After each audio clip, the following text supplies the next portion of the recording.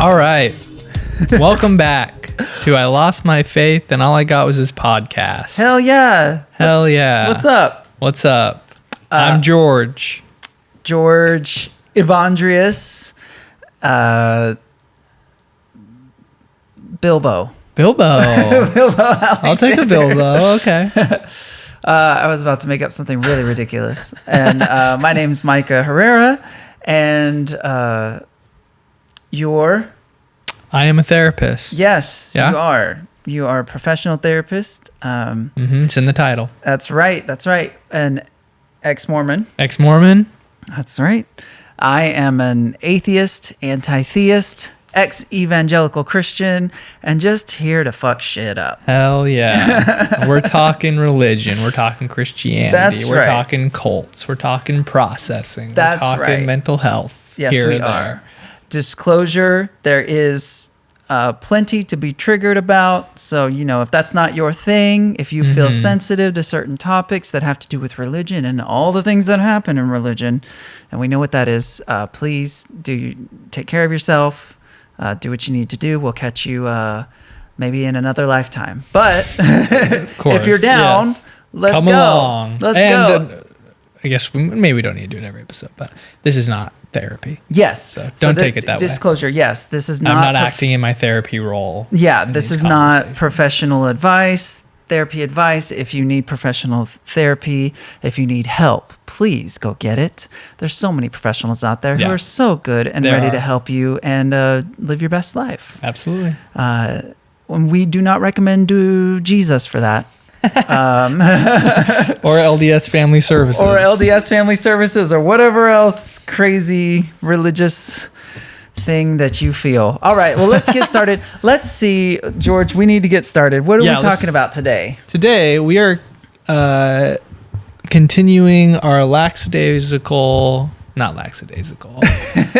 What about me is lackadaisical, George? What about me is ever chill? I have to literally say, I'm going to be chill now to be chill. Our semi-structured series about the state of our country and Christian nationalism, right? Yeah. Where we're at, how we got here, what it means, what we do about it. We're answering all those hard-hitting questions. We're Yes, coming we to are. solutions. Yes. We're figuring it out. So and I know I'm excited to, last time we talked a bit more, just kind of exploring, I think we're both kind of confused. Well, we talked about the current state of things, right? We trying to figure it out. Yeah. Talk it through. What's going on? Why is it happening? And- What's the attraction? Yeah, what's the attraction to what's going on? Because it does seem like there is an attraction on a surface level to this badge of Christianity. Not fundamentalist Christianity is not what I'm seeing. What I'm seeing is it's cool to put the badge on right now. Or there's an idea of I can be with the winning team if I put on the badge of Christianity and that bleeds into the Christian nationalist, populist, alt-right, extremist thing that has kind of, that we're seeing in the current administration, right? Yeah. And this was shown through the podcasting where the bros were like, yeah, there's our bro, Trump is our bro, and Just one of the guys. just one of the guys, yeah, just one of the guys, and is very much a vibes based thing, I think, but today. I was hoping we could look back because there was a huge shift that happened in the first presidency where this went down in 2016. Donald Trump's first presidency. Yes. It was a big shift, I felt, in the Christian world and the Christian faith and the people who claim to be Christians. It was a big vibe shift, if we want to use that word. And so I kind of wanted to go over that with you today because you were still in the church. Mm-hmm. I was not. But I was watching it from the outside very, very intently, because obviously I think a lot of people were just trying to figure out what was going on, what was going to happen. It was very shocking, very interesting what went down during those years, and how the messaging shifted, how what it meant to be a Christian changed. So yeah, I want to get into that today and kind of go dig through the last one, and kind of I want to hear your experience being in it at the time too. Okay. And then I've also got some fun quotes from our Kingdom Coming: The Rise of Christian Nationalism by Michelle Goldberg, who is another recommended source here. She's a great journalist who, when she wrote this, it was Bush's presidency. Okay. And if you remember, there was a lot going on then with the war in Iraq, and this was 2000. So, and she has given speeches and talked about how the Trump presidency is a whole different thing. Yeah. It's an extreme version of what this is that she's talking about. But this goes through all the past that's before, that I didn't know about, that was before I came into the evangelical church, that was already on the train for this Christian nationalist movement. And she talks about where that came from. The names she brings up, I'm like, oh my goodness, those are all the names. Those are all the names that I knew growing up of these exalted preachers and people of faith that we were told were great people. But we're going to get into that and kind of the dirt behind that too. Nice. Okay. Cool. Yeah. Sound good? Yeah. Sounds good to me. I'm excited.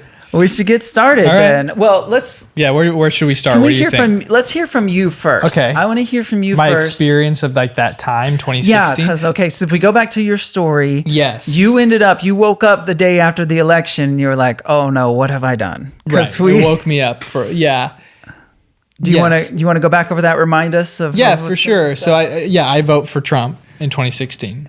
And this was because you got caught up in this Mormon kind of propaganda whirlwind of what? Can you kind of retake us through this? Because this is important to how this happens. Yeah, before I get into there, I think it's a good disclaimer not to negate myself of responsibility, but add context. I was fresh off of like being in high school, going on my mission, and then not getting back from that until like early 2015. And so my political engagement, my understanding of like the process of like the culture, and we were even talking, even my awareness of Christianity outside of Mormonism, very slim, right? Right. Well, because of my perspective being so narrow. Yeah. And so just like as a context and to keep in mind of where my head was and even my understanding of where things were going, because the language around, because I think the 8 years leading up to Donald Trump, right? We have Barack Obama, obviously, a more liberal leaning United States of America broadly, right? The language throughout all that for me was, Obama's the Antichrist. Yes. All that. So that I language, heard that one too. Yeah. The sheep the wolf in sheep's clothing, all this stuff. So, they thought it was the end of the world. Right. The churches I was in, they thought it was, they thought this is the Antichrist. It's the end of the world. It's racism. Racism. It's just blatant racism. I know. Totally it's so bad. The birther stuff, all of it. But they wouldn't, but I didn't think it was racism. No, it's not said. When I was in the church. But you get outside and you realize, oh my goodness, there was no other reason for this. Yeah. Except racism. I don't know if like your book goes in, of course, but like the political evolution of like the evangelical movement, I know, is very closely tied to segregation. And a pushback against segregation and getting into schools. Integration. Yep, and pushback against integration. Yes, it actually starts with that, which we're going to talk about. Okay. But yes, absolutely. So I think, and obviously I think there's a lot of just cycles repeating over and over again in different players, different ways. Of course. It seems to be a story that keeps, it's just.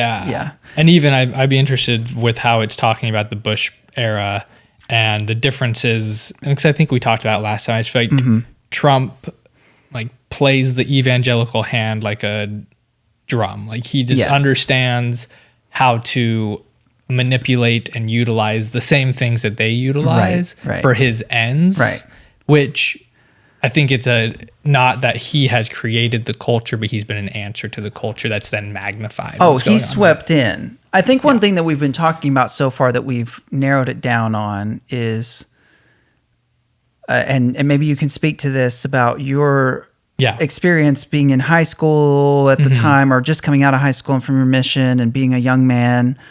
It's a culture of authority in the Mormon church and the Christian evangelical church. It's a culture of authority. So it's not a matter of, is it true or not? It's a matter of, did the authority say it or not? So they could be a full-on charlatan, but as long as they have elder in front of their name, as long as they have the authority of a position of power in the Christian church. Yeah, that's the important piece, because I think that is kind of incongruence with a lot of what's going on now with the big push up back against, experts and things, right? Oh, yeah. It's a certain kind of authority, which a certain kind of religious authority. Yeah. No, a recognized authority, because everybody has authorities. Moral authority. Yeah. Which not like a reputable degree. That doesn't mean anything. Yeah. There's except for the devil. The devil. Oh, that devil. That devil degree. That devil degree. So there's authority, there's the religious authority. So then we have the idea that if you have money and you're rich, God is blessing you. Mm-hmm. So there's this thing in the evangelical church, this kind of bootlicking of capitalism. Yes. Of the idea that if someone is successful, they've earned it. They've earned that money. Doesn't matter the way they've earned that. So there's this idea of Trump coming in as this rich man. There's this already authority and blessing of God that they feel he has that's inherent because he's a rich man. Well, he's earned that. He has worked so hard to get all that money he has. Yeah. And to get that status that he has, so he's a good person. Mm-hmm. And then there is the emotional reasoning. What did you call it again? What did you call it in therapy? Emotional reasoning is when you take like your emotions as facts and you follow those. Yeah. And that is what religion primes you to do. Mm-hmm. And so him playing on people's emotions, he just swept right in going, you're afraid? Oh, let me show you how to be, let me tell you what to be afraid of. Oh, that immigrant that's murdering somebody is right outside of your door, and your neighbor is your enemy, and the gays are ruining everything, and whatever it is he's saying, of course, the rapists from, the southern border and all this stuff, just instilling this fear when they don't. Most of these people that are voting for him live in homogenous white communities. Nobody's there that's in any danger to them. Right. They've never seen any danger. Mm-hmm. They just know that the television tells them, or Trump tells them, or their pastor tells them, you need to be afraid. Yeah. It's the end of the world. Mm-hmm. Which is so crazy. It's so wild to me. And I think something I saw a lot around that time, and I think is a big thing, is just the nationalism piece, like this America only, this America first, because that was something I remember hearing, and I was young during the Obama era, but I remember hearing a lot of judgment on the way he approached other countries. He was apologizing for past wrongs that America had done. And I think it's this, then when Trump comes in, it's a rebuttal to that, which is this strongman attitude, which we've seen, the Christians pretty much calling Jesus a weak ass because he's nice to people, right? Right, which we're going to talk about here. Right, and so that nationalism, and then just there's that nationalism. The roots. It is funny. It's the appearance of being a strong man. Well, yeah, I mean, it's the bravado. It's bravado, right? They want the bravado, not the It's all about that's the thing that gets me with with Christianity and emotional reasoning. I feel like that man has a lot of nobility and bravado because he puffs his chest out because he acts like a man. Right. And that makes me feel, I saw it with Mike Pence too, because he talked like a preacher, like a Southern evangelical preacher. All the Southern churchgoers were like, oh, he's just such a good man because he just talks so sweetly and talks so nicely, when there were so many things about him that were disgusting. But because he can talk, a certain way, and it's all about how they present themselves.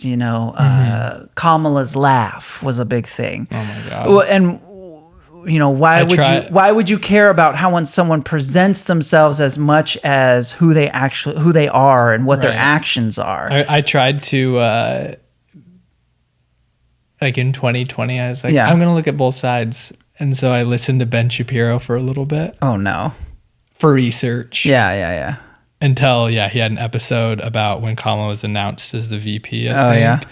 And all he could say is that she had a bad laugh for like an hour. I was like, I'm never listening to this again. Yeah, like, right. I mean, I never enjoyed it, just as a disclaimer, but that turned me off completely. I was like, no, this is nonsense. Like, this is not anything. This is empty. This is hollow. Yeah. Right. It is. It is hollow. And it's very surface level. It's very,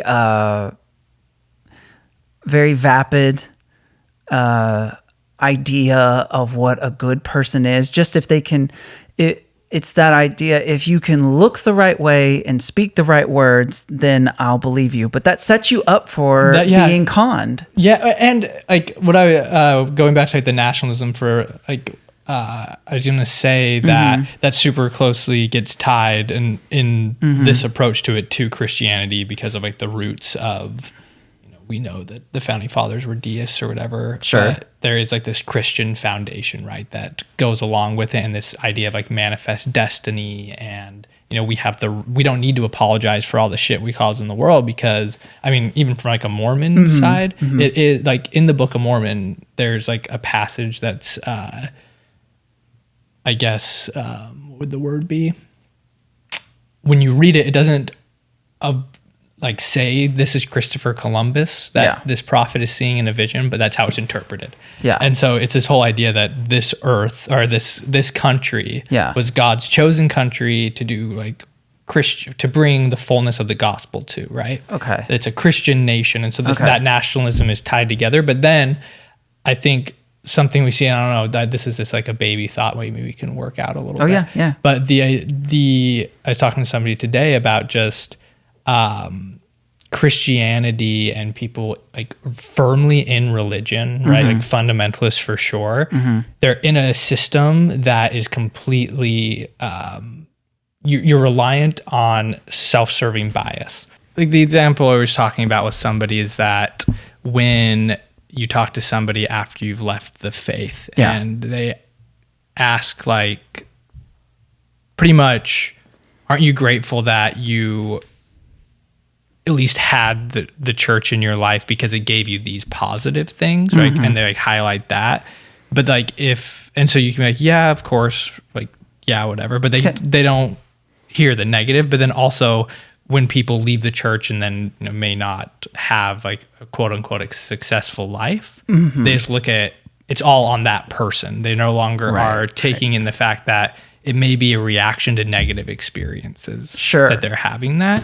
And so it's just all good or all bad. It's black and white thinking. Of course, it's black and white thinking. There's no nuance. And there's this idea of counting the wins and ignoring the losses. Yeah. Right? Because there's plenty of people, so many people who are Christians who have failed by this, whatever standard you want to call it, as a proof for whether Christianity or not works. There's plenty of people who have failed. There's plenty of people who have succeeded. It's just the same amount of number as people who aren't Christians. Right. It's the same odds. Yeah. And that's the part that, if you're just going to count the wins, or if you're going to put it all on one person to prove whether or not Christianity is true or not, or whether or not there is no God, then you're an idiot. You need to get better. You need to get better at science and how to reason and prove something. But back to you, Yes, 2016. Okay.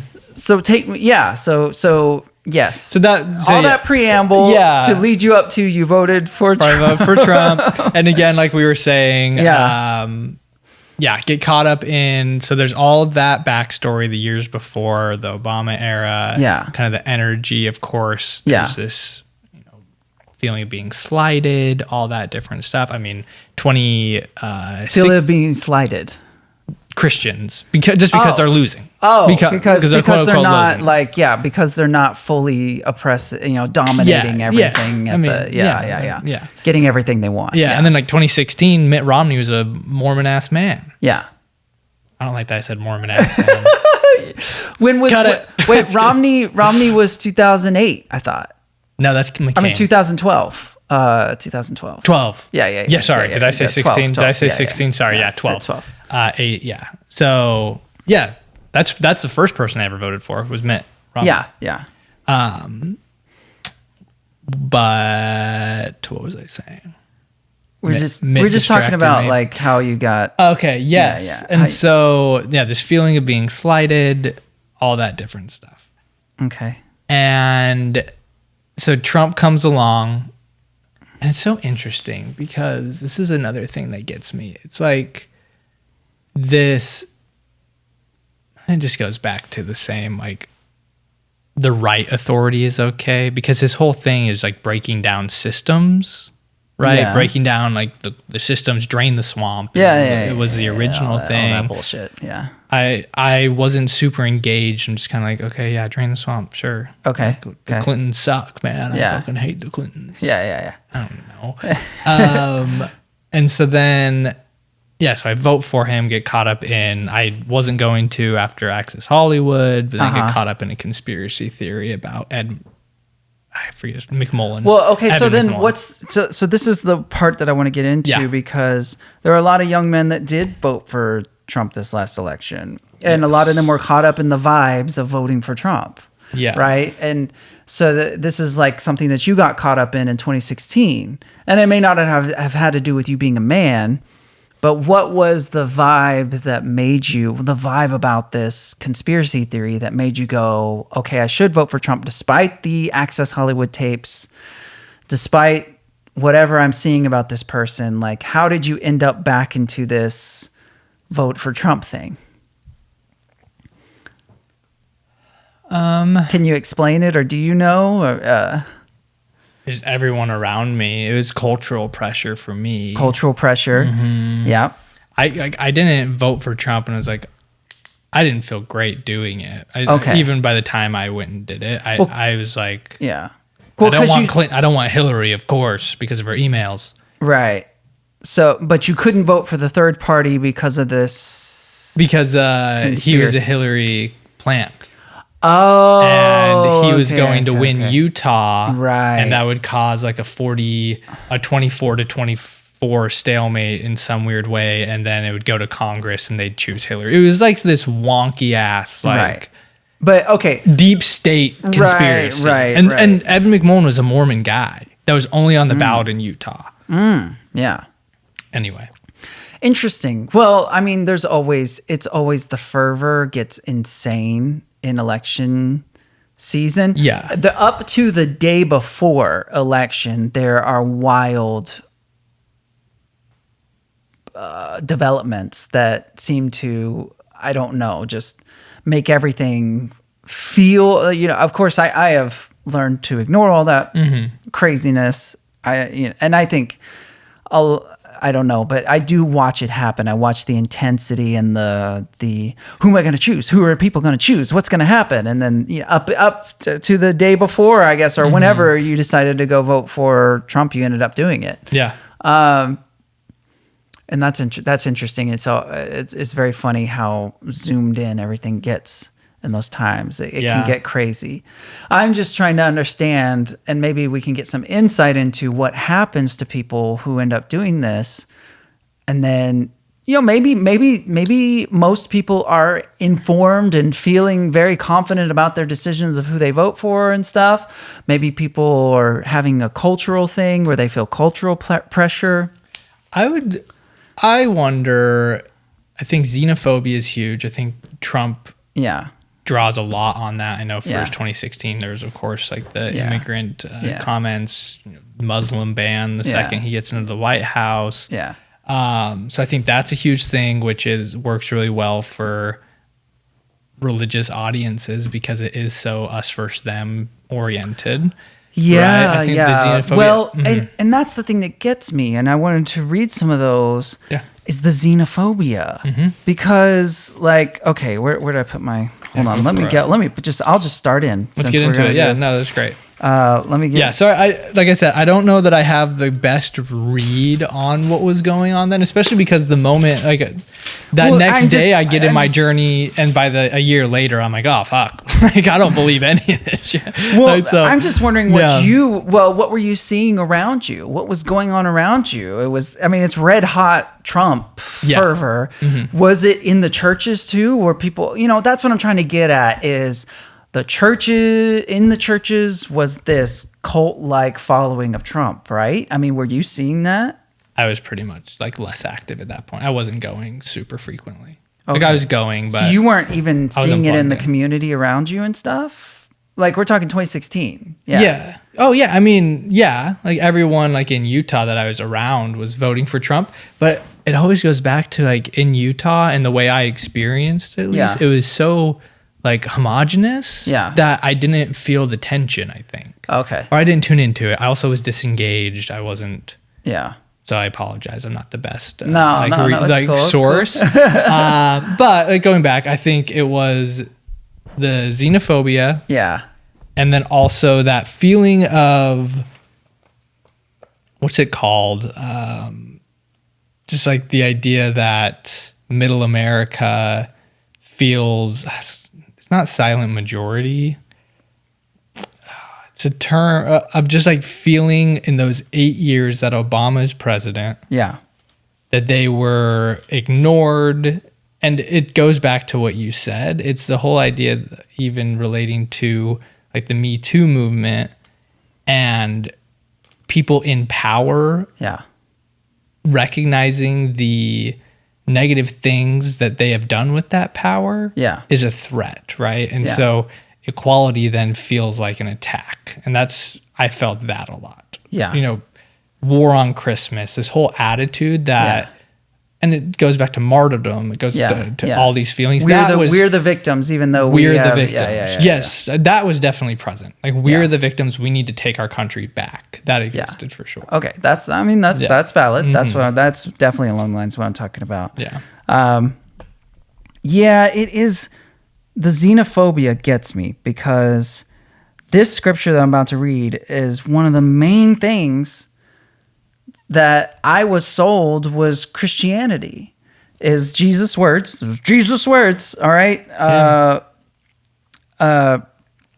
Matthew 25:35. Here I am reading scripture. 25:35? I got my highlighted Bible here, baby. I was in it. I went to seminary. All right. For I was hungry and you gave me food. I was thirsty and you gave me something to drink. I was a stranger and you brought me in and welcomed me. I was naked and you clothed me. I was sick and you visited me with help and ministering care. I was in prison and you came to see me. And then the just and upright will answer him, Lord, when did we see you hungry? And it goes on. Yeah, when did we see you naked? When did we see you? And he will reply to them, truly I tell you, insofar as you did it for one of the least of these, my brethren, you did it for me. For one of the least of these.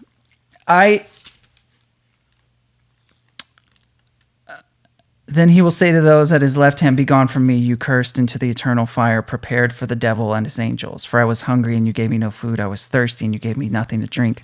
I was a stranger and you did not welcome me in. I was naked and you did not clothe me.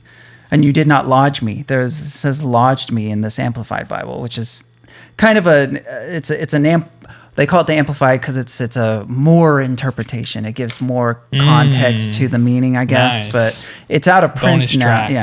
Yeah, I guess so. I was a stranger and you didn't. Yeah. Yes. And so far as you failed to do it for the least of these, you failed to do it for me. Yeah. I do not understand, because this was given to me as Christianity. These were Jesus' words. Right. This was supposed to be what we were all about, was helping people. And What do you think they'd say? Like, what do you think? And maybe I don't know. What would they say right now? Because I don't know, because I think there's this ignoring of it. I think there's this I can't tell, because there has to be this cognitive dissonance happening. Yeah. There has to be this cognitive dissonance happening of, yes, that's what Jesus said and I believe it, but I have to protect my family or something like that. When with the other part, the other scripture I was going to read is about him saying, literally, none of that matters. Leave your wife, leave your children, and follow me. Jesus said that. And I was sold that this caring for everyone that you can was important. And then I don't know where the xenophobia came from. I don't understand it. At least with the Christians, I don't understand why it's so red hot for them. And then they want to sell this thing. And that's what I feel like a lot of people saw this. I feel like a lot of people saw this in 2016. Like you saw it. You said you saw the Muslim bans. You said you started seeing immediately the day after you voted for Trump. You're like, what have I done? This is terrible. This is not right. That's what I want to talk about today, was this shift. I think that when Trump came along and started hitting on this xenophobia and all these things that he hits on, a lot of people were like, oh, this is not the Christianity that I was raised in, that I was sold. And I think a lot of people shifted out, just like you did. Mm-hmm. Yeah, there was a mass exodus. I think it's still happening. Mm-hmm. And because they shook hands with the devil. The Christian church did. They let this con man, charlatan come in and completely take advantage and shook hands with the devil. And I think a lot of people saw that, and I think that's why. Anyways, it's just I saw that happen. That's what I was seeing happen. I started to see pastors that I revered quite a bit start getting very political in 2016. Okay. And then 2016 to 2020. And I was appalled. Because I grew up the integrity of the pastor is that they don't get political from the pulpit, and we tell everyone to vote your conscience, and we don't get political because that's one, against the law, because we don't pay taxes. And then two, Jesus is not a Republican or a Democrat. Mm-hmm. But now, do you think it is a mix of them looking for a champion and finding in Trump, and Trump realizing the advantage of that evangelical Christian base, or do you think one birthed the other? Do you know what I mean? I think he found. The way I see that it happened is he found the Christian evangelicals. He saw what he could do. He could take advantage of a cult or a Isn't cult. there a clip of him saying if I ever ran for president, it'd be as a Republican because of something? Yeah, I don't remember the quote though, because I would have to. Let's misquote him. Come on, he probably said something like. I don't remember it, but yeah, he was basically saying that you could take advantage of that. Yeah, because they're crazy basically, and there's another. Let's see here. Which one did I? I think this one too, because in 2016 it kind of shifted. Christianity shifted away and to this gun-toting. Jesus was strong man. Jesus would have beat up somebody, and would have stood with an AK-47 or an AR-15 and gunned down, the enemy, that type of thing. That type of Christianity was coming up. I never, the thing that I came up in was Jesus love, that God is love, what the Bible said, that God is love, that God is the ultimate love and the King of peace and joy and everything that was good, all good, and to become this, to become a means to an end, which means like you gotta kill people, but you gotta kill people so you can have peace. That idea was always repulsive to me, and I thought repulsive to the Christian religion that I grew up in. This idea that sometimes you got to do what you got to do. If I have to gun down someone to protect my family, then I got to do it. As an atheist, I don't have a problem with the moral of standing up for yourself and defending your own right to be alive. But as a Christian, I see right here what it told me was in, let me make sure I got my verse right. Yeah, Matthew 5:39. But I say to you, do not resist the evil man who injures you. Don't resist the evil man who injures you. But if anyone, this is Jesus, but if anyone strikes you on the right jaw or cheek, turn to him the other one too. And if anyone wants to sue you and take your undershirt, let him have your coat also. And if anyone forces you to go 1 mile, go with him 2 miles. Give him who keeps on begging from you, and do not turn away from him who would borrow from you. You have heard that it is said, you shall love your neighbor and hate your enemy, but I tell you, love your enemies and pray for those who persecute you. That is completely in opposition to what I'm reading Jesus said right there. And do I believe that Jesus really said these things and that this is the truth and that Jesus was some miracle person? No, but if you're a Christian, you do. Mm-hmm. It's based on the word Christ. You do. So if you're going to sell me that, and then you're going to give me that, we have to, teachers should have guns in schools so they can gun down people who, gun down school shooters, and we gotta take back our country, and we gotta make this a Christian nation because all the gays are fornicating and sinning it up, and God is gonna have justice and righteousness, and we're gonna force people to follow the law that we want the law to be. So you're saying you don't think these things existed like at all in Christianity, or like? No, I'm not saying they didn't exist at all. They just they showed stage. Their cards, and they became center stage in 2016. Yeah, where it was in complete opposition to what Jesus was saying. Because when I was growing up, yes, I wasn't aware of the Christian nationalist undertone and this uprising that was happening and this dominionism that was coming through. Because I was caught up in this Jesus words, and we're going to believe the Bible and what the Bible says, and Jesus is love, and love is going to be a revolution. That was a big thing with the music that was happening and the shift that was happening, that I was caught up in this type of revolution that was happening with Christianity, where a lot of people were on board because it was a revolution of radical love. We were going to love radically, and that love was going to draw people to Jesus because God has all the power anyways, and it's going to be a new earth, and God's going to save all these people through his love, not through I'm going to hold a gun to your head and go, you're going to believe what I tell you to believe, and we're going to have things my way. That wasn't what I was given.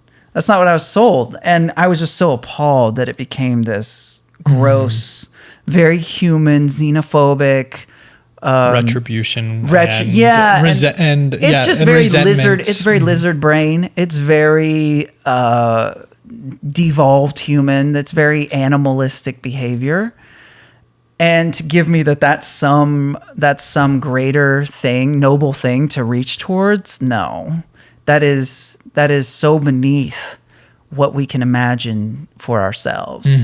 That I was just absolutely appalled by it. Thoughts on the matter? Thoughts on the matter?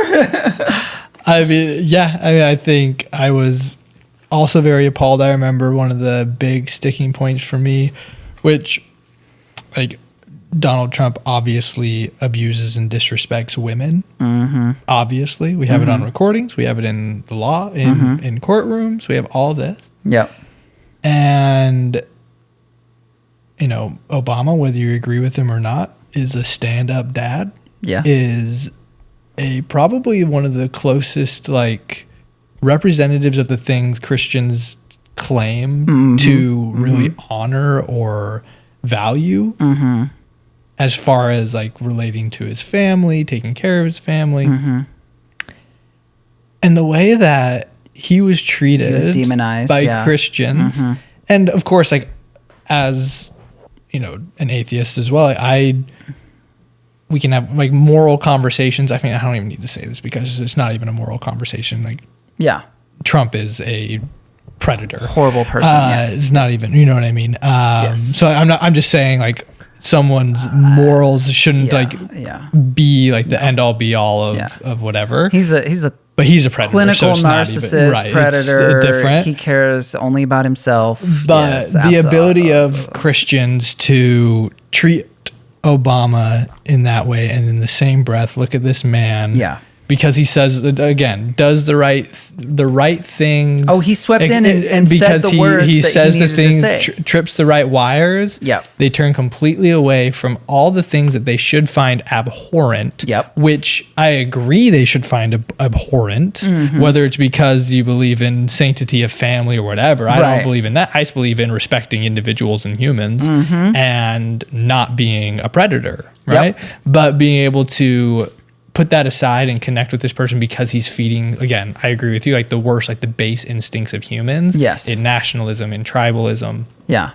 In us versus them. In all of those things. And just being able to put it aside, it doesn't make sense to me. No. No, and, and like, I do think, I think Christianity has always been xenophobic, of course. Like, it's a tribe, right? It's a Christian tribe of God's chosen people and his. Well, I think from the outside people. You can see that now. From the outside you can look at it and definitely assess that. When I was inside it, though, I believed that there was a good that I could strive for. Oh yeah, for sure. I believed that there was that we're all God's children in the world that I could strive for. And that if I had enough love that I could give out, then God would reach everyone.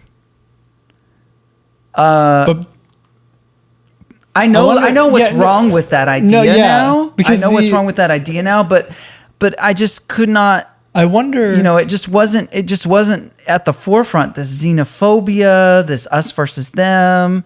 There was some of it, but I still felt like there was some higher ideal that I could reach towards. And then when all this happened in 2016, I saw all that. I saw so much of it come crumbling down. Yeah, I wonder what's kind of coming to my mind. I wonder if what you more were experiencing and the vibes were like, we can change people type attitude, right? Like, so we can change people, and the messaging changed from that to, no, we can't change these people. It's lost cause almost. You know what I'm saying? Maybe so. I wonder if that's like because we definitely, I remember like fear of the world being ingrained into me and like, All us that versus was them. there. All of that was But, there. Yes, yeah, for I sure. see what you're saying, but I think it was a lot of like, well, we can, if we do the right things, Well, yeah, we can bring them into the fold. And we can do all that. It was definitely more that. Yeah, it was that, like you said, there's a light in your eyes. Or I believe that if I lived the right kind of life, it could speak to people and they would want to be a part of that too. Yeah. And that's the idea of, now, do I think that, well, I still believe in living my life in such a way that it lives up to my own ideals. Yeah. And that makes a difference for people. Well, yeah, more scriptures too. I just want to make sure we don't miss out on I want to hear some history of the Christian nationalist movement. Absolutely. Okay, so let's see here. I've got another one that I wanted to hit really quick. Well, there's a few more, but this one says, this is Jesus' words again, do not gather and heap up and store up for yourselves treasures on earth, where moth and rust and worm consume and destroy, and where thieves break through and steal. But gather and heap up and store for yourselves treasures in heaven, obviously, for where your treasure is, there will your heart be also. And then I'm out of Christianity. I go back and I look and I like this prosperity gospel that I was given, this God blesses you with money. Watching these pastors that I revered be filthy rich, live filthy rich lives. Seems pretty antithesis to what Jesus was. Mm-hmm. The Mormon church, it was about how much money you had. It's run like a business. It's about getting money. Mm-hmm. I don't know how they square that either. They can't. Christianity, the roots are socialist. It's communal. Yeah, it's all those things, and it's been manipulated or strong-armed by an individualistic society, right? That's all about what you can do for yourself. It discounts context a lot of the time when it comes to, especially with everything we're going on with like the diversity, equity, inclusion. Mm-hmm. It's all about not seeing the ways that our society is still influenced by centuries of racism and various structures that still have influence today through things like nepotism and everything else. Yeah. But it's disregarding all that because it, like you said, it's the individual. No matter what their circumstances, it's all up to the person. Right. Right. Until it's not, and then you need God for everything. It doesn't work. It doesn't work. We always come back to that. Like it doesn't make sense. I think coming to those points of how many times Christianity fails is important. Yeah. I think that's something that we are talking about here is how Christianity fails and on which fronts does it fail? All of them. Almost all of them. Almost all. Maybe, yeah. Almost all of them. We'll give it one or two. Yeah, maybe so. Maybe so. We'll see if we can find them. I don't know if I can find where it's helping out here. I wanted to read, this is another part of Matthew. It says, then Peter came up to him and said, Lord, how many times may my brother sin against me and I forgive him and let it go? Up to 7 times? And Jesus answered, I tell you, not up to 7 times, but 70 times 7. Therefore, the kingdom of heaven is like a human king who wished to settle accounts with his account. Okay, and then he goes into here. And he basically talks about, and should you not have had pity and mercy on your fellow attendant, and as I had pity and mercy on you. Basically, so also my heavenly Father will deal with every one of you if you do not freely forgive your brother from your heart his offenses. And it's talking about the severe punishment that will come to you from God if, as a believer, you do not forgive 70 times 7 times someone's offenses towards you. Again, this is in direct opposition to what this current administration is doing, what Christian nationalism is about, what evangelical Christianity is about. It has left this message entirely. Yeah. I don't need to go into more how Jesus condemns the rich because there's so many, but it's there. I don't need to read them again. I think if you don't know them by now, That's okay. You're not the one I'm talking to. You're not the one I'm talking to. You just know, okay. So I just wanted to talk about those roots because, or that vibe, because that was the vibe shift I saw in 2016. Where so many up and coming radical Christian people who were sold out to giving their lives and doing this for the life, like I was. And my whole life was going to be about this and about that message, Jesus' message. What I saw in 2016 was just a complete turning away from all of that. And I think a lot of people saw that. Parts of my family who were going to church every Sunday and devout no longer do. A lot of people I saw just can't be in there for that anymore. So, I mean, Did you see that too? Did you see some people other besides you and Haley that left? Yeah. The church? Mm-hmm. Yeah. Definitely. Yeah. Well, there you go. Yeah. Vibe 2020 as well. I think 2020 was huge. Yeah. Mm. Okay. Okay. So Christian Nationalist beginnings. Let's see here. So we're going to read from Kingdom Coming by Michelle Goldberg. Just a few excerpts. To understand how the Christian nationalists have consolidated so much power, it is necessary to trace some recent history. The movement has several antecedents, most obviously the fundamentalist preachers and Nazi sympathizers, Gerald B. Winrod and Gerald L.K. Smith, Depression-era demagogues who railed against communism, modernism, and big government. Yeah. And in Winrod's case, Darwinism, of course, because evolution is one of those big things for them. Both peddled, and if you're in the Christian church, this will sound very familiar. These ideas, that communism's the devil, modernism is the devil, big government is the devil. This comes from these preachers here. Both peddle the right-wing gospel, conflating Christianity and patriotism. That ought to sound familiar to a lot of people. I just watched. Go ahead. I'm gonna throw in mildly informed historical understanding. That's probably not totally correct. Okay. But I just watched The Apprentice. Right. Oh. Roy Cohn his mentor was McCarthy. Oh, whoa. Which is, correct me if I'm wrong, he's like Mr. Anti-Communism, Red Scare, right? Yes, and gays were said to be communist. Okay. That was a whole and Roy thing. Cohn is Trump's mentor. So okay. I think that is definitely in the sauce here. Yeah. Of like those same energies of kind of having a shadow figure of like what everything is going wrong that you can put like all of your fear into. Yeah. And I think Trump is capturing that same energy. Sorry. Oh, yeah, absolutely. Mm-hmm. Red Scare type of idea. Yeah. Smith was the founder of a group called the Christian Nationalist Crusade, whose magazine, The Cross and the Flag, if that doesn't sound... I'm sure that's a super chill magazine. Yeah, you know? I'm sure. The Cross and the Flag proclaimed Christian character is the basis of all real Americanism.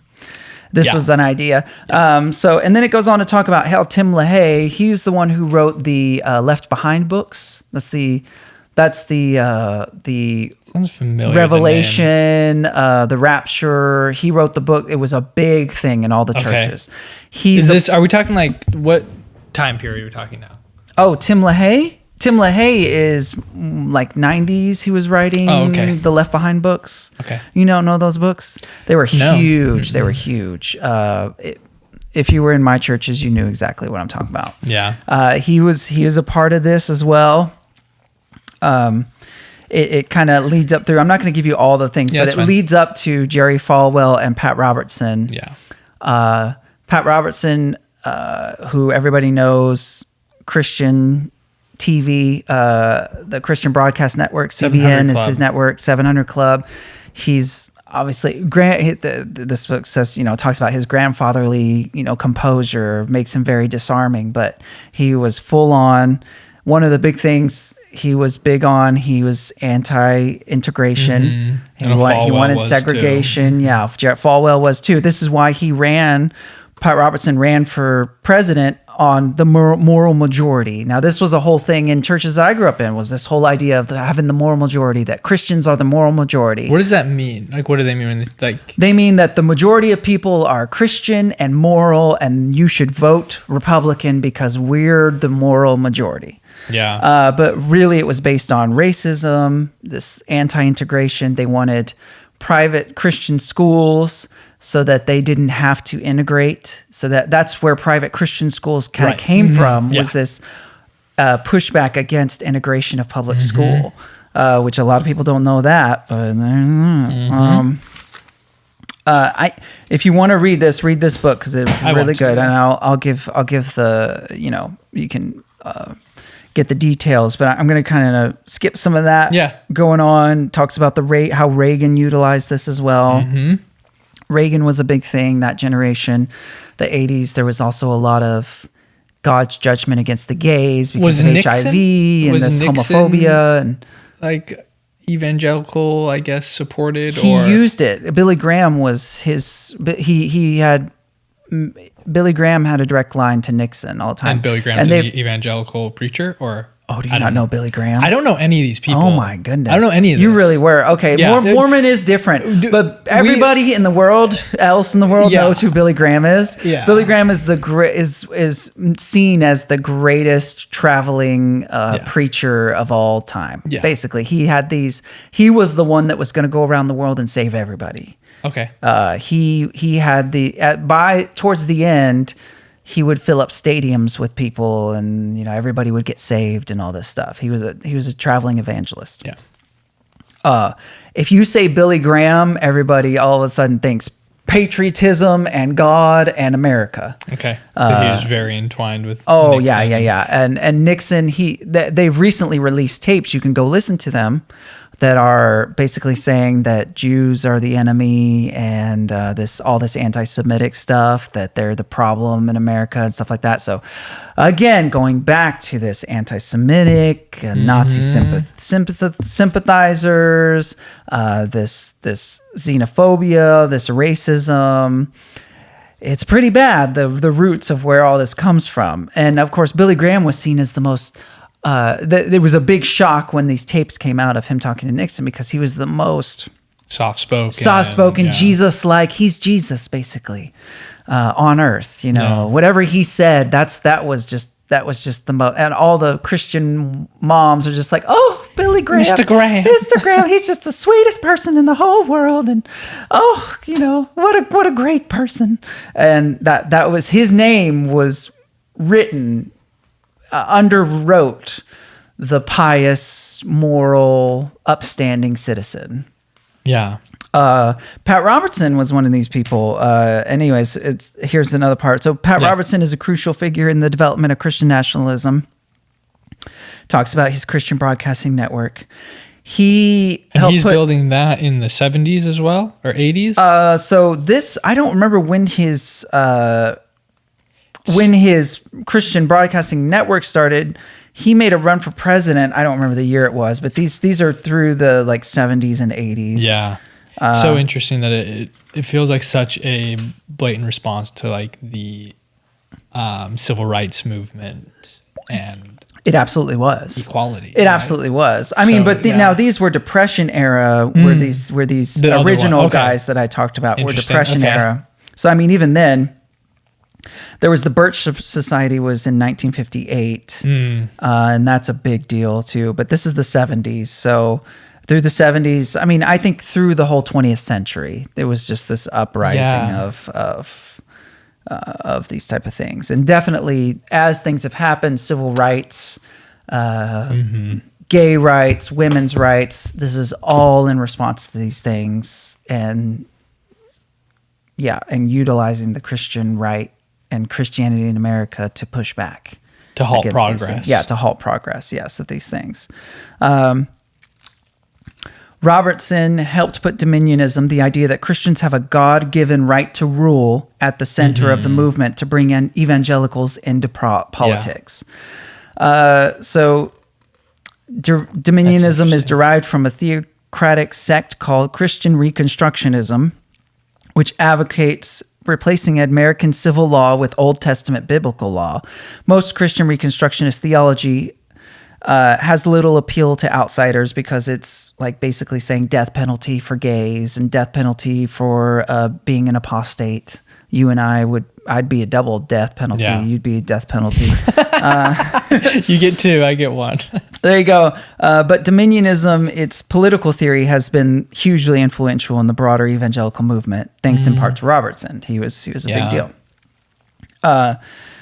Dominion theologians, as they are called, lay great emphasis on Genesis 1:26 through 27, where God tells Adam to assume dominion over the animate and inanimate world. That's where this idea comes from. Yeah, that makes sense. And well, it doesn't make sense, but I mean, it's not. I don't think. I think that's. I mean, like Christians like to do, cherry pick context. Yeah. And cherry pick to even where Christianity has become. They just ignore what Jesus was saying about turning the other cheek and starts cherry picking God's genocide and God's horrible acts and saying, well, we should do that. You can make this say whatever you want it to say. For sure. You can make this Bible say whatever you want to say. And that's the thing. I think it's interesting. I think I reference it too much, but Yuval Harari's book, Sapiens, it's my new Bible. I like that. Don't say that, then they're going to be like, oh, atheism's another religion. No, he talks about like one of the moments in just like the development of society, human consciousness, evolution is like that idea when, I don't know the examples he gives or like the, I guess, evidence we have of when or how this happened, but when Homo sapiens developed that idea of having dominion of other creatures, right? Having dominion over, because for most of our history, we were just another animal wandering the world. Yeah. And then there's this switch where we had to, in order to advance our society, to create agriculture, all the things that we did, which is now at an insane, out of control level. We had to develop this idea that, oh, we're different, we're above, we're better than. And to allow our society to like balloon probably more than it really needs to. Right. And I think, that's just Christianity again, drawing on that very base, like. Base animalistic brain. Yes. Of course. Yes. Just to make it clear, Pat Robertson was also an anti-Semite. He's dead now. His 1991 book, The New World Order, tells of scheming Illuminati and shadowy Jewish bankers manipulating world events for their own monetary gain. Castigated cosmopolitan liberal secular Jews for their assault on Christianity and compared liberals' persecution of Christians to Nazi propaganda campaigns. So talk about the pot calling the kettle black there. What does castigated mean? Castigated? Is that what you said? Is that what I said? Castigated. I'm assuming that where she uses some words in here that are a little bit SAT words, but I'm pretty sure that like he was talking about or dispelled or maybe said in a vicious manner. Yes. But we can look it up afterwards. I'd buy that. I like that. That would be my context as they taught me. Okay. So they said, that's what they say. If you don't know the word, use context. Yeah. So on this, and this is this Reconstructionist idea, okay? So the Reconstructionist theory calls for a stealth strategy to Christianize politics and culture. So this is a big thing too. In a 1981 article from the Journal of Christian Reconstruction, Gary North, one of the movement's key theorists, wrote of the need for activists to penetrate secular institutions to smooth the transition to Christian political leadership. Christians must begin to organize politically within the present party structure, and they must begin to infiltrate the existing institutional order. So it's very sleight of hand, bait and switch. It's very, it's definitely not things being on their face, which I didn't realize until I got out. But I was like, "Ooh, that's kind of dirty." This whole don't show them who you are, just go get the levers of power and then show them who you are. Right. and be like, "Ha we did it. We deceived you. It was me." Yeah. Everyone knows that God is the God of deception, and Right. Jesus was the savior of deception for sure. The Christian coalition specialized in this kind of dispersed political warfare, while the moral majority had focused on direct mail and large rallies. The Christian coalition trained activists and candidates on a local level. And manuals urged candidates to keep their religious agenda quiet until after they were elected. Supporters would learn who the local Christian coalition candidates were through voter guides distributed at evangelical churches, but the general public was often in the dark. And so this was a thing she even talks about in 2016, what was going on, where people were like, what's the Democratic Party? They were going door to door. They were they were getting really somewhat cocky because they were like, where are the Republicans at? They're not even going out here and spreading the message. They were in the churches. It was, if you went to church on a Sunday, that's where they were telling you, go vote for this person. Yeah. That's where they were telling you, go get registered to vote. It was a huge thing. The voter registries in the 2016 election in churches was huge. And they would set up helping you get registered to vote and all that stuff and getting the word out and radicalizing people. Pretty sure I voted at a church. Oh, really? Oh, okay. Yeah, I think I've done that before too. Yeah. It's interesting now, like, there's always been, I mean, even just like Joe Biden being Catholic was a big deal, right? Oh, because Catholic is not the right type of Christian. Right. But even now, like with Trump, we were saying last time, he's at his inauguration saying God saved him, right? Like, so it's not even, it feels less hidden now. Well, would you agree? So, Like, Trump got in there and just said bold-faced. Let's just say it. Yeah. I mean, which I was somewhat thankful for. I was like, yes, let's, because he said, we're going to be bold-faced Christian nationalists and racist and horrible humans, and we're going to show our faces. And the churches said, yeah, let's go. let's show how horrible Christians really are. And I was thankful for that, because I was like, at least they're showing their cards. At least they're not being deceptive about it and coding it in this, God's love, and we love everybody, and everybody is, and God saves. God is here to save everyone, and Jesus loves you.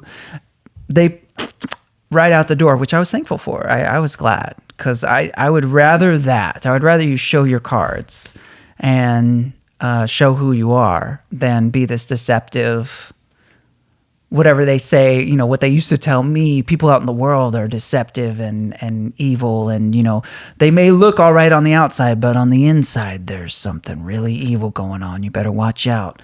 They'll get you. They'll lure you in. But at least the church stopped doing that to a degree. And I think they're also reaping the consequences of that, of people saying, okay, well, I can't sign up for this. Well, we'll see. I don't know. As she goes through the history, she goes all the way, because this was during the Bush era, where she talks about Christian nationalism was not even a thing that a lot of people knew about or knew what the words meant. But she was seeing all this come up in there. I liked this quote.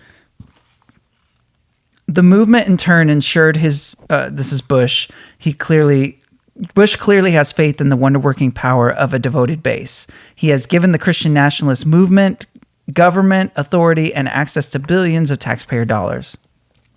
The movement, in turn, ensured his reelection, along with a strengthened Republican majority in Congress. Yet the Christian nationalists are neither sated nor complacent. Indeed, one of the most striking things about the movement is that for all of its influence, its cries of oppression have increased during the last few years, and its demands for dominion have become more insistent. It has become common for Christian nationalist leaders and the Republican politicians they support to speak of any attempts to defend church and state separation as part of a war on believers. And it's this thing that when the oppressor, to the oppressor, equality seems like oppression. Right. I think that's really important to understand, that we're always the victim, even when we're oppressing people, is the Christian motto. I just remember growing up and being, they drove home that Christians are persecuted, and you're going to be persecuted in the world, and they're slaughtering Christians in China or something like that, whatever. And this idea that so you're looking for reasons to say that you're persecuted because that's a badge of faith. And listen, I mean, if equality, if even the Constitution, and there's one part that talks about in here how Jefferson said that the Hindu, the Muslim, the Christian, the Baptist, the Catholic, all will be able to worship and have equal rights under the law, where Jefferson said that. And then in the quote right before it is with this Christian nationalist saying, we're going to take back this country just like the founding fathers meant, that there's no king but Jesus, that Christianity rules, that we're going to be and her point was the founding fathers would have a lot to say about Christian nationalists and their ideas about taking over government and ruling with Jesus authority, because that was not at all what they wanted, and Islamophobia was not a thing. Other religions, so it just doesn't make sense. It's a complete topsy-turvy Black Mirror world of rewriting of history, rewriting of what actually happened, rewriting of Christianity. Is this Christian nationalist gun-toting Jesus with big muscles and all his sexy women around him or whatever? Sorry, he was or whatever. He was a socialist, communist, homosexual. I mean, I'm just gonna say I can't. At least by his words in this Bible, he's a socialist, communist, and then by the context, he was also a homosexual man, and who turned the other cheek when he got slapped or whatever it was. And snowflake, in other words, what they would call. I mentioned this article, I think to you, that they were this pastor was talking about that they were preaching the turn the other cheek. And it was it was a Christianity Today magazine or something, where it was like, this is kind of crazy because pastors are preaching turn the other cheek, and they're having congregants go up and go, where'd you get that weak liberal leftist ideals? It's like, Jesus. What are you talking Jesus said that. He's like, well, that's just weak. It doesn't work anymore. We got This is America, man. Yeah, this is America. This is America. I don't know if you understand, man. Exactly. Well, I think that's as far as we need to get right now. I'm going to read more through this. I've got plenty of quotes and stuff. We'll be dipping in notes. So this is our book, Michelle Goldberg, Kingdom Coming: The Rise of Christian Nationalism. Also, the Bible. We read from Matthew in the Bible. Jesus' words. I'm not going to go into Paul, because Paul has some things to say. And we're not even getting into Paul today. Yeah. I mean, he's not I don't believe he was a good person, much less, but, I mean, Christians love Paul. Obviously, he wrote most of the New Testament. Right. Wake up, people. More of a Paul guy or a Saul guy? Neither. I think you can change your name, but he still kept a lot of his ways. They were not, whatever. And then, well, this is not what this podcast is about. That not this episode is about. It's not about Paul, but we can talk about Paul. We can talk about Paul another time. But, final words. What from me, and then we'll get your final words. In 2016, I saw all these evangelical preachers come up around Trump, advocate for him, say that this was our chance to bring in the kingdom of God, and he just played them like a fiddle. And those people that were around him were also con men. And it does seem, I'll quote another person that said it's like playing the game of who's the best con, who can con their way up to being Trump's right-hand con man, the ultimate con man, which is Trump. And these pastors showed that they are con men. Kenneth Copeland, I'm going to say his name a million times because he is revered.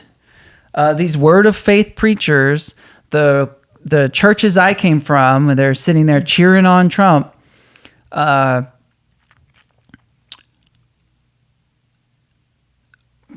showing that they're cons. Now, some of the,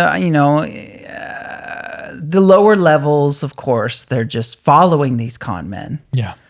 But these people around Trump that are faith leaders are absolute con men. They showed their cards. And I was watching that happen through those years. I was watching some of my family start to do the deconstruction journey, start to do we can be the new type of Christian. That's not the right type of Christian. We can be the right type of Christian. That's step one. Good for you. Now they're not going to church. I don't know if they're going to denounce Christianity and faith anytime soon. But there's pretty much not much going on there when it comes to that. And they're not opening up their Bible. They're not going to church. They're just in word only Christian still. Mm-hmm. I think a lot of people kind of took that journey. And it may be hard to let go because once you let go, that's a whole different dragon or different set of problems to deal with but I can just not think about it, and I'll still call myself a Christian. I'm just not going to think about God and Jesus and stuff like that. I'm just going to focus on my family and live my little life and okay. Compartmentalize. Yeah, I can get behind that. I'm fine with that type of thing, whatever. Okay. I can't force anybody, and I don't want to force anybody to face the truth. God is not real. This Christian God is not real. Wake up. I can't force that on anybody, and I don't want to. But I definitely do not think it's okay that this Christian nationalist,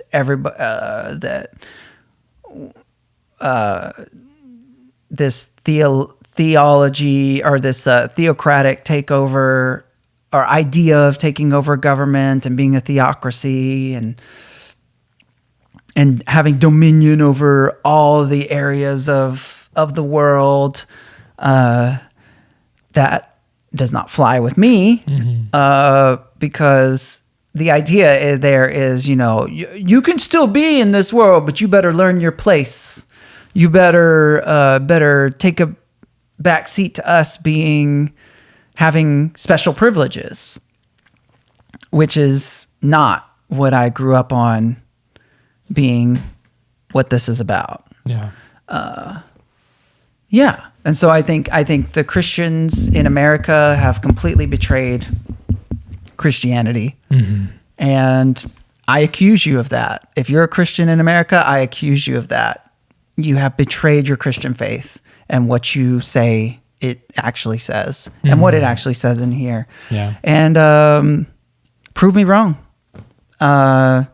Show me that you haven't betrayed your Christian faith and that it's not just a farce and you're not just an emotional. You're not just working off this emotional idea of a God that's not real. Because that I charge you with that. Go, George. Yeah, no, I mean, it's, I think there's so many influences on just where our culture is, and like what we were kind of dissecting, the attraction toward this Christian nationalist attitude. Yeah, I mean, I think like looking through like what you shared and the history, and I always think about like we've been on like a 50-year track with these ups and downs and these almost predictable backlashes and everything else, that it feels like the last 20 years, of course, there are the years that I'm conscious, so that's probably some bias there. Have been exceedingly divisive, and I think it is like we haven't talked, and this isn't necessarily a podcast about it, but the influence of things like the internet and technology, what they've done to the way that we and people relate to each other, relate to information, relate to reality. And I think that's another thing that's been kind of hijacked or manipulated by the Christian right, the movement, Trump, in a way that is just buying or manipulating and feeding those base attitudes, those attitudes of xenophobia, those attitudes of resentment's not the word. Just feeling left behind, feeling no, that's just like you were mentioning, like the turn from let's be influenced by the love and the just like good that we're going toward, instead turn around and attack the bad, or the quote unquote bad we don't want. So this is attacking, make an enemy, make an enemy that we can hate, right? And then that will. Yeah.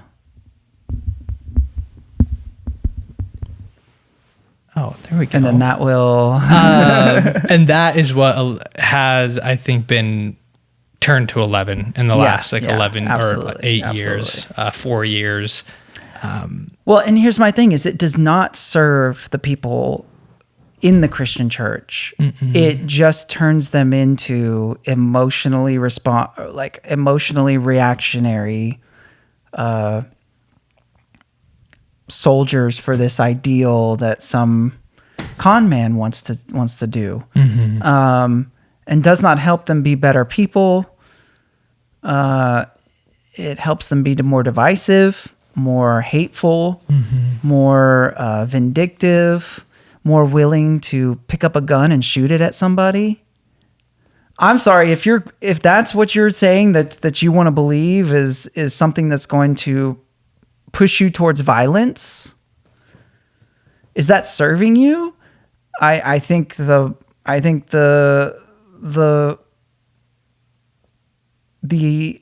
if you want to amp up violence, you're going to get violence in return.